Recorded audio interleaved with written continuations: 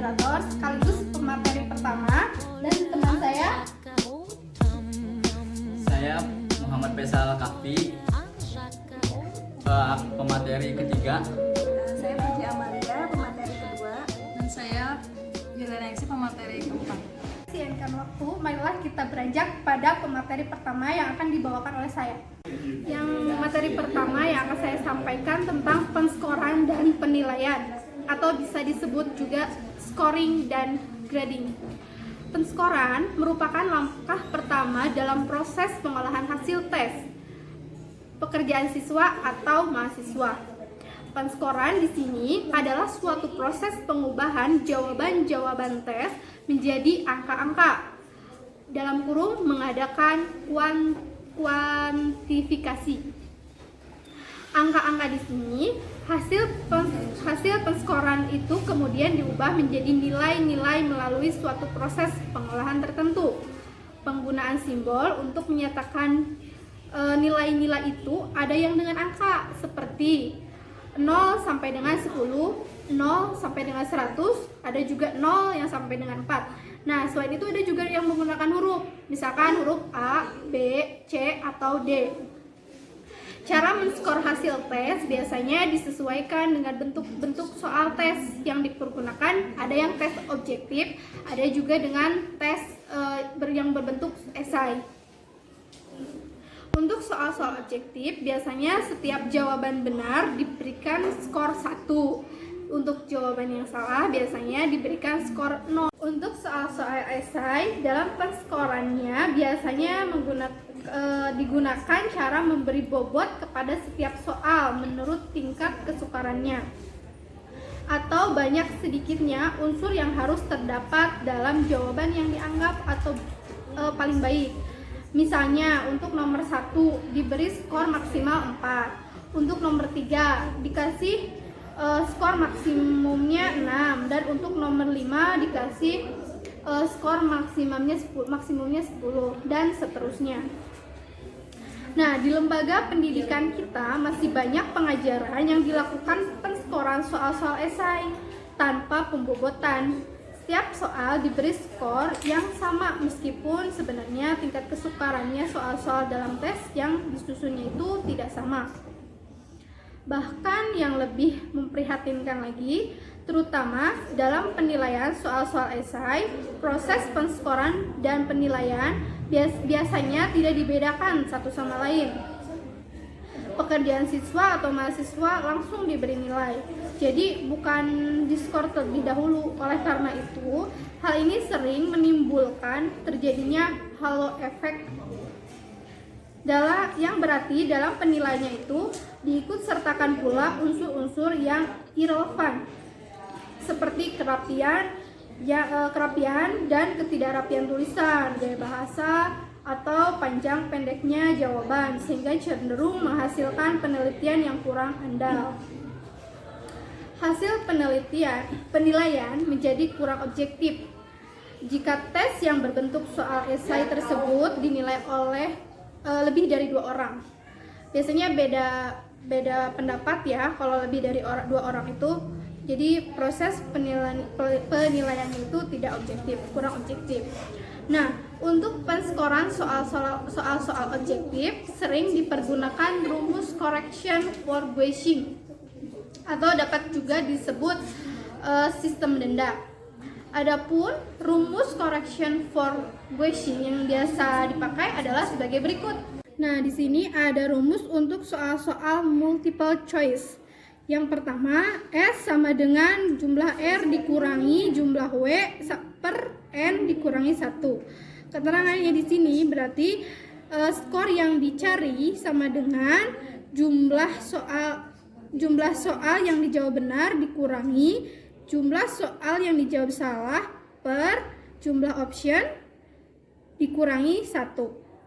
Nah, di bawahnya lagi rumusnya S sama dengan jumlah R dikurangi jumlah W dalam kurung karena N dikurangi 1 dikurangi 1. Keterangannya yaitu skor yang dicari sama dengan jumlah soal yang dijawab benar dikurangi jumlah soal yang dijawab salah dalam kurung karena jumlah option dikurangi, bilangan tetap dikurangi lagi bilangan tetap.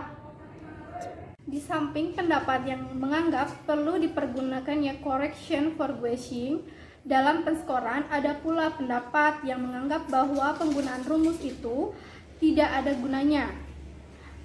Adapun alasan dari pendapat tersebut terakhir ini dikemukakan itu sebagai berikut. Ada dua alasan. Yang pertama, dalam praktik sulit sekali diketahui mana jawaban yang benar dan salah yang diperoleh sebagai hasil tekanan saja dan mana yang bukan hasil tekanan.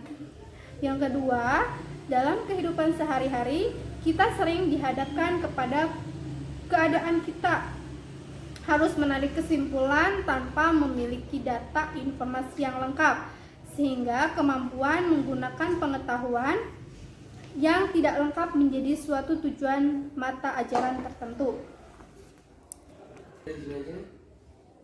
Dari uraian di atas dapat disimpulkan bahwa di satu pihak kita lihat adanya peranan penting yang diberikan kepada nilai-nilai sebagai simbol prestasi akademis siswa maupun mahasiswa. Tetapi di pihak lain kita melihat pula adanya kekurangan cara pemberiannya. Berikut ini kami mengemukakan beberapa kekurang tepatan dalam cara pemberian nilai yang lazim dilakukan di hampir semua tingkat lembaga pendidikan. Yang pertama, apabila pemberian nilai itu mempergunakan standar mutlak di luar situasi mengajar. Misalnya dengan mengatakan bahwa di dunia ini tidak ada manusia yang sempurna kecuali Tuhan, sehingga nilai 10 yang melambangkan kesempurnaan itu tidak pernah diberikan. Nilai 9 hanya untuk guru yang mengajarkan, sehingga yang berhak diterima oleh para siswa dan mahasiswa itu hanyalah nilai 8 ke bawah. Untuk cara yang kedua, yang juga kurang dapat dipertanggungjawabkan ialah yang membedakan cara menilai dalam pengajaran ilmu eksakta dengan cara menilai ilmu-ilmu sosial. Ilmu-ilmu sosial yang bertolak dari pendapat bahwa dalam ilmu-ilmu sosial tidak terdapat jawaban yang eksak betul atau salah. Kelemahan argumentasi ini akan ternyata bisa kita telaah kembali prinsip-prinsip penyusunan soal. Untuk cara menilai ketiga yang juga perlu kita hindari ialah dimasukkannya unsur-unsur yang tidak relevan dengan tujuan tes dalam mempertimbangkan pemberian nilai seperti kerapihan tulisan, panjang pendeknya uraian jawaban, atau sikap sopan santun dalam menjawab. Tentu saja dalam hubungan dengan tujuan lain, hal-hal seperti itu mungkin perlu juga mendapat perhatian dan diberi nilai, tetapi sebaiknya penilaian dilakukan tersendiri. Di samping ketiga cara seperti yang telah diuraikan tadi, dewasa ini di sekolah-sekolah kita mulai terkenal cara penilaian yang menggunakan dasar perhitungan kurva normal dengan menggunakan deviasi, standar, dan min. Seperti antara lain kita lihat dalam mengonversikan skor-skor mentah atau raw scores yang diperoleh dari hasil ujian akhir sekolah ke dalam nilai standar, misalkan 0 sampai 10. Untuk selanjutnya dimasukin ke dalam rapor atau STTB. Jika kita pelajari dengan teliti, kita menilai dengan menggunakan perhitungan statistik seperti itu, ada juga yang mengandung kelemahan-kelemahan. Hal ini akan diuraikan lebih lanjut dalam pembicaraan tentang prosedur penilaian. Sekian dari saya. Saya akan menjelaskan tentang prinsip-prinsip penilaian. Untuk prinsip-prinsip penilaian, banyak orang yang berpendapat bahwa siapa yang menguasai materi dengan sendirinya bisa mengajarkannya, dan siapa yang bisa mengajar dengan sendirinya pula ia dapat melakukan penilaian. Akan tetapi dengan berkembangnya teknologi pendidikan, termasuk di dalamnya itu teknologi pengukuran dan penilaian terhadap prestasi siswa dan mahasiswa itu sudah mulai luntur. Nah, untuk dapat melakukan penilaian dan pengukuran secara relevan dengan tujuan dari proses belajar mengajar itu diperlukan latihan dan penguasaan teori-teori. Nah, jadi sehubungan dengan itu, dalam uraian berikut akan dibacakan beberapa prinsip tentang penilaian yang perlu diperhatikan. Nah, adapun beberapa prinsip-prinsip penilaian itu ialah yang pertama, penilaian hendaknya didasarkan atas hasil pengukuran yang komprehensif. Di sini berarti bahwa penilaian itu didasarkan atas sampel prestasi yang cukup banyak, baik macamnya maupun jenisnya. Untuk itu dituntut juga pelaksanaan penilaian secara sinambung dan penggunaan bermacam-macam teknik pengukuran. Dengan macam dan jumlah ujian yang lebih banyak, prestasi siswa dapat diungkapkan secara lebih mantap. Meskipun harus pula dicatat bahwa banyaknya macam dan jumlah ujian yang harus dibarengi dengan kualitas soal-soalnya yang sesuai dengan fungsinya sebagai alat ukur. Yang kedua yaitu harus dibedakan antara penskoran atau scoring dan penilaian atau grading. Hal ini telah dibicarakan dalam uraian terdahulu. Penskoran berarti proses pengubahan prestasi menjadi angka-angka. Sedangkan dalam penilaian kita memproses angka-angka hasil kuantifikasi prestasi itu dalam hubungannya dengan kedudukan personal siswa dan mahasiswa yang memperoleh angka-angka tersebut di dalam skala tertentu. Misalnya, skala tentang baik buruk, bisa diterima, tidak diterima, dinyatakan lulus, dan tidak lulus. Yang ketiga, dalam proses pemberian nilai hendaknya diperhatikan adanya dua macam orientasi, yaitu penilaian yang norm reference dan yang criterion reference. Yang pertama, norm reference evaluation adalah penilaian yang diorientasikan kepada suatu kelompok tertentu.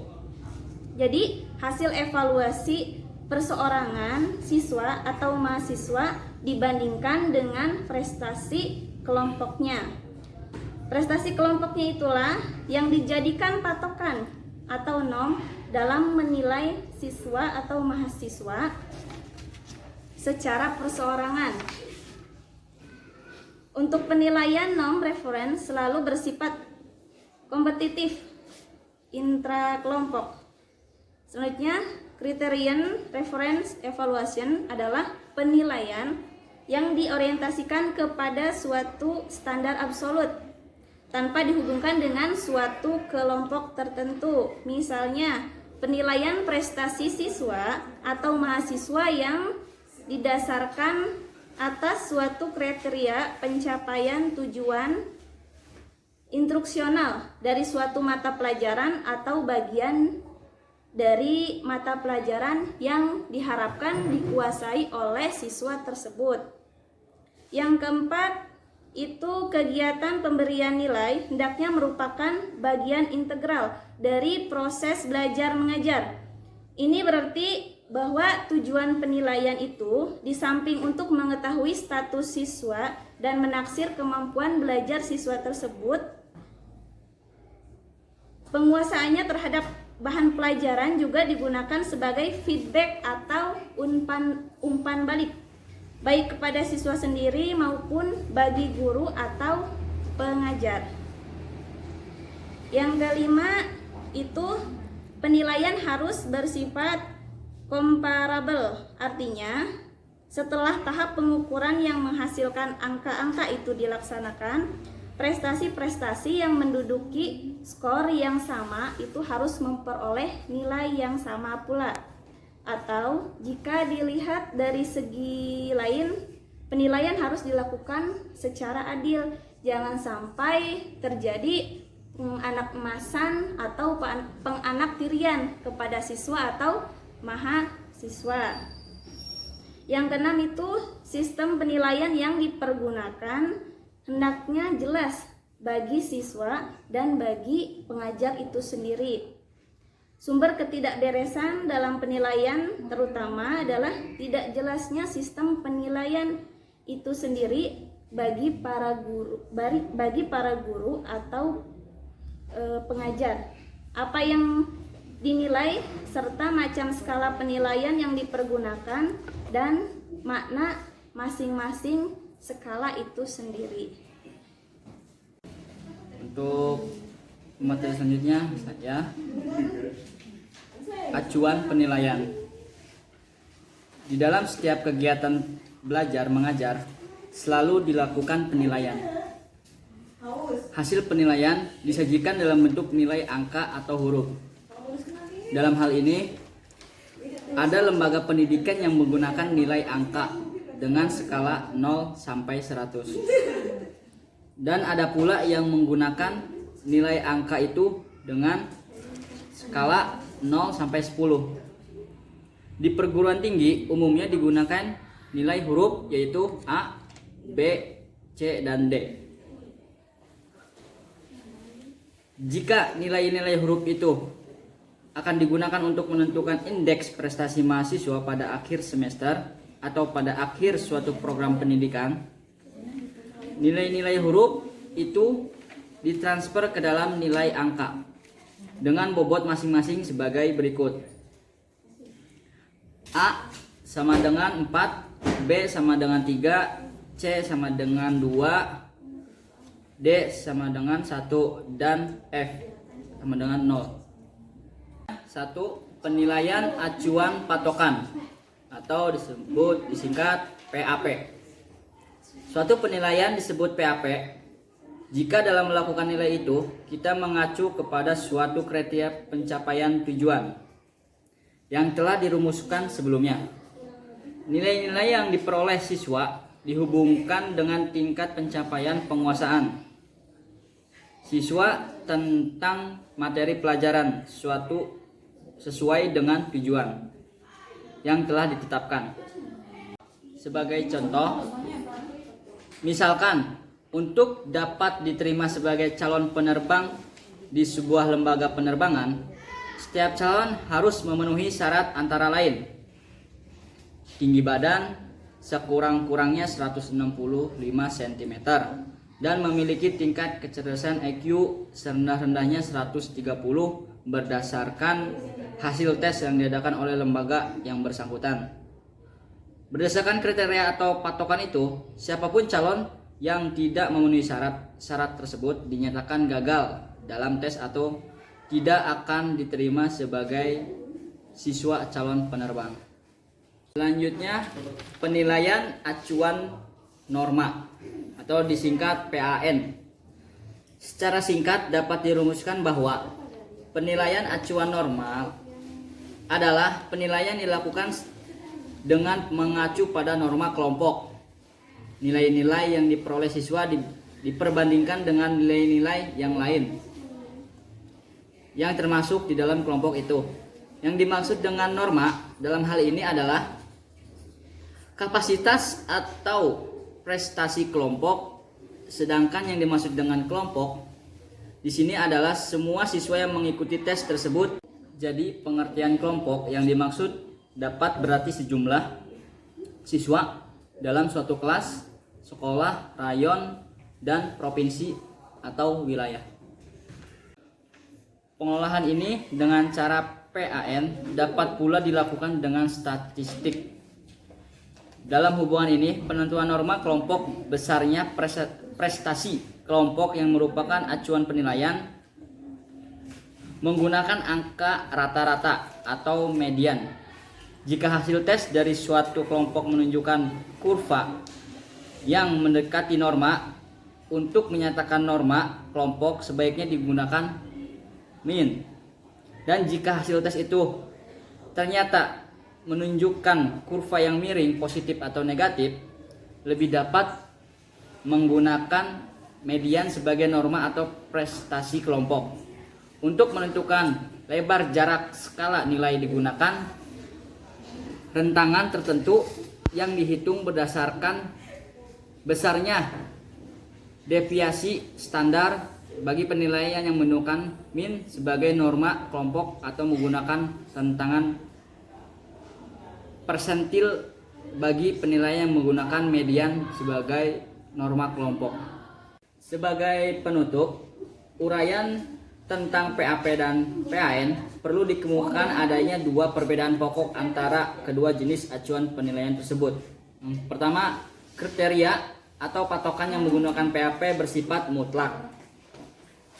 Sedangkan PAN menggunakan kriteria yang bersifat relatif. Dalam arti tidak tetap atau selalu berubah-ubah.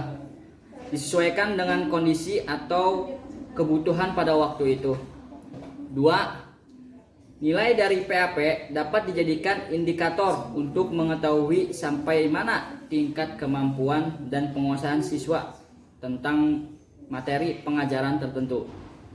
Sedangkan nilai hasil PAN tidak mencerminkan tingkat kemampuan dan penguasaan siswa tentang materi pengajaran yang diteskan, tetapi hanya menunjukkan kedudukan siswa dalam peringkat pokoknya. Saya pemateri 4 akan menyampaikan prosedur pemberian nilai. Beberapa prosedur penilaian.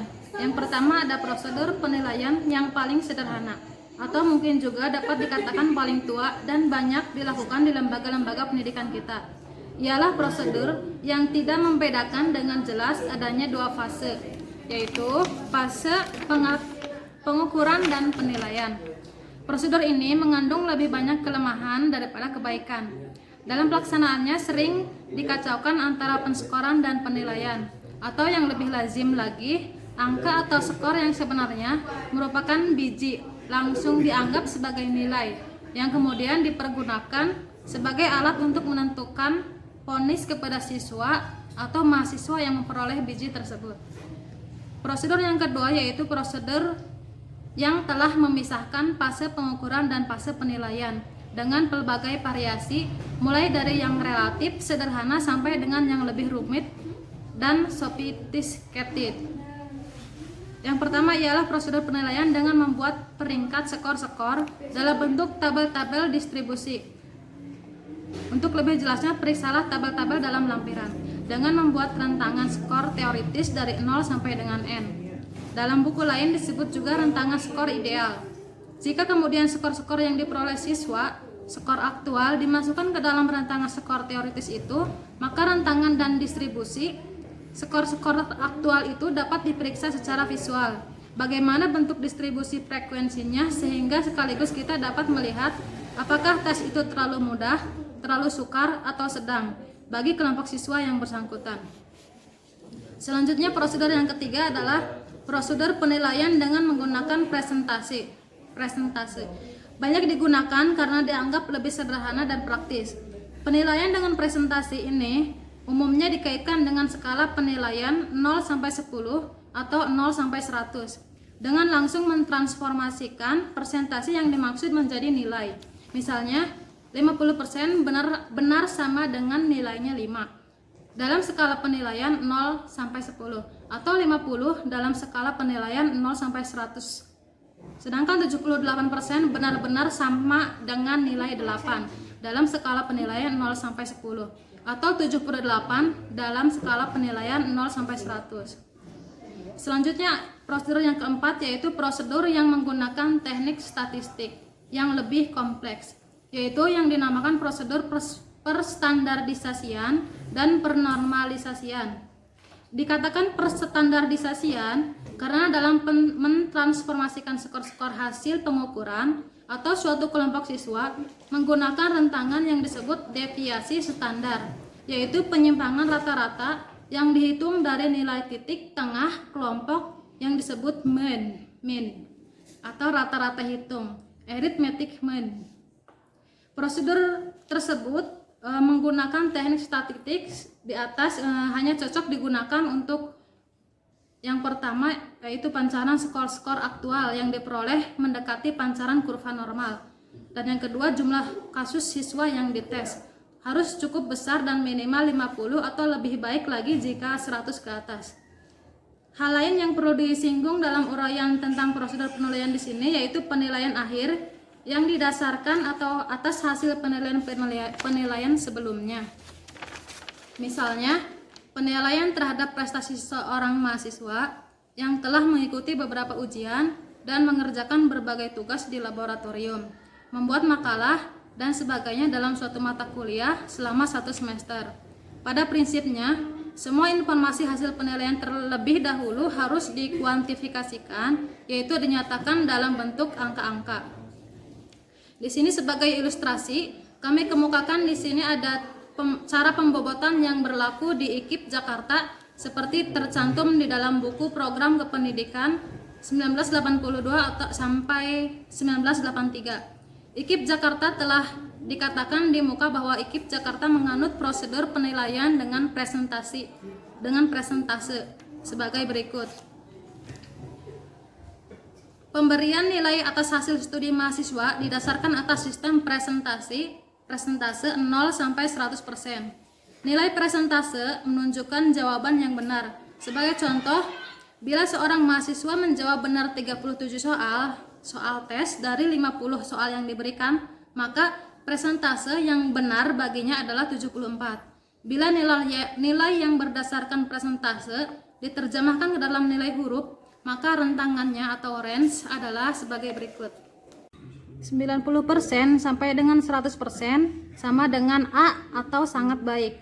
80% sampai 89% sama dengan B baik. 65% sampai 79% sama dengan C atau cukup. 55% sampai 64% sama dengan D atau kurang. Kurang dari 55% sama dengan TL, tidak lulus atau gagal. Di sini akan dijelaskan cara menghitung indeks prestasi. Indeks prestasi atau IP adalah nilai kredit rata-rata yang merupakan satuan nilai yang menggambarkan mutu prestasi belajar mahasiswa selama satu program semester. IP dapat ditentukan baik untuk satu program semester atau lebih, maupun untuk satu program lengkap satu jenjang. IP ditentukan dengan memperhatikan nilai huruf dan jumlah SKS yang ditempuh mahasiswa serta bobot nilai yang ditetapkan. Bobot nilai yang harus dipergunakan adalah sebagai berikut. Di sini ada nilai A dengan bobot 4, B 3, C 2, D 1, TL 0. Rumus perhitungan IP yang dapat digunakan ialah seperti di bawah ini. IP sama dengan indeks prestasi, BN sama dengan bobot nilai akhir yang diperoleh untuk setiap mata kuliah, K sama dengan harga SKS masing-masing mata kuliah. Kriteria evaluasi hasil belajar. Pemberian nilai atas hasil studi mahasiswa didasarkan atas acuan sebagai berikut. Dibandingkan dengan sistem penilaian yang berlaku sebelumnya, rentangan nilai yang berlaku sekarang lebih rinci dalam arti skala penilaian yang lebih banyak. Rentangan nilai huruf pada sistem penilaian terdahulu menggunakan hanya 5 skala yaitu A, B, C, D, dan TL. Sedangkan yang sekarang seperti terlihat dalam tabel di atas menggunakan 13 skala dari A sampai dengan E. Dengan memecah tiap-tiap nilai huruf tersebut dengan menggunakan tanda plus dan minus. Dengan demikian, skala nilai presentase yang ditransfer ke dalam nilai huruf itu pun menjadi lebih rinci. Mungkin hal ini dimaksudkan agar penilaian dapat dilakukan lebih teliti sehingga lebih mencerminkan tingkat-tingkat pencapaian belajar mahasiswa secara lebih teliti pula. Selanjutnya, indeks prestasi kumulatif atau IPK. Indeks prestasi kumulatif IPK dihitung setiap akhir semester dengan menggunakan rumus sebagai berikut, di mana XI adalah beban SKS suatu mata kuliah tertentu, YI adalah nilai prestasi belajar dari mata kuliah tersebut. Selanjutnya, indeks prestasi kumulatif minimal. Indeks prestasi kumulatif minimal IPKM adalah 2,2. Tidak termasuk mata kuliah yang belum lulus atau BL. Mereka yang mempunyai IPKM di bawah 2,2 dikeluarkan setelah menerima surat peringatan 3 kali. Selanjutnya di sini indeks prestasi akhir. Indeks prestasi akhir atau IPA dihitung berdasarkan 2 komponen, yakni indeks prestasi kumulatif IPK dan nilai tesis atau NT dengan rumus-rumus sebagai berikut. IPA sama dengan 0,80 kali IPK plus 0,20 NT, di mana nilai tesis dihargai 20% terhadap IPA. Bagi mereka yang mengambil jalur non-tesis, IPA sama dengan IPK. Mungkin cukup sekian presentasi dari kami, kelompok kami. Mohon maaf bila banyak kekurangan, mudah-mudahan